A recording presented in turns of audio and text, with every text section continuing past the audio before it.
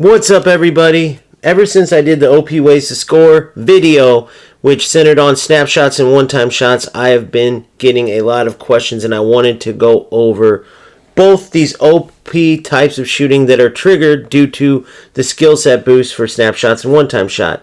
Now, there are certain rules of thumb you have to follow to trigger both of these shots, and that's what we're going to go over.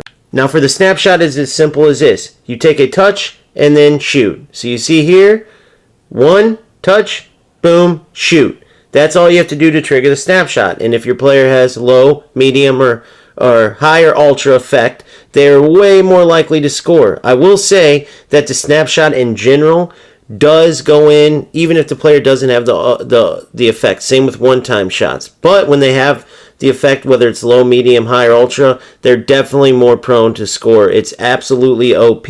The next thing is, yes, you can do a snapshot with a finesse shot or a low-driven shot or any type of shot. Snapshot is just receive it and quickly shoot after, no matter what type of shot you take. Now, some people argue that it's not as effective.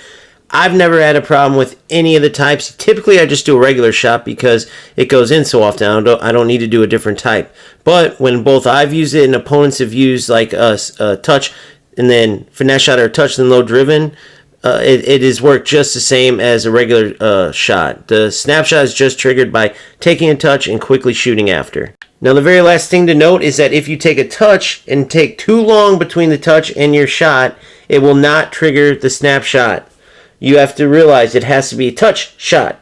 That's the snapshot part of it. If you take a touch, like this player took a long delay in between the touch, the window closed, right? It's got to be a touch and then shoot. Now, you can have a little bit of time in between, but I just want to make sure you know if you take too big of a touch and then shoot the ball, it will not trigger the snapshot.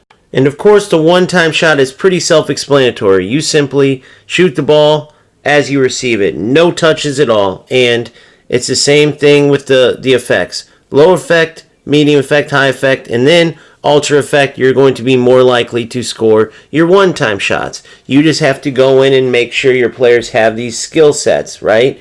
You see there, the snapshot, for instance, Jackson has an ultra effect. He doesn't have the one-time shot, but take a look. Maybe you can get a player with both of these, and if not, remember, you can boost players as they go and add these skill sets to them. I strongly suggest you look to adding both of those at high effect, because remember, if they don't have an ultra effect from the beginning, like for instance Jackson does, they can only get it up to high effect, not ultra effect. Nonetheless, it is still an OP method to score, and high effect is definitely going to still get you a lot of goals that you otherwise wouldn't get. So definitely look to add players with snapshot and one-time shot. If they don't have it and you want to keep those players, definitely look to add those skill sets as you get skill points as you boost your players.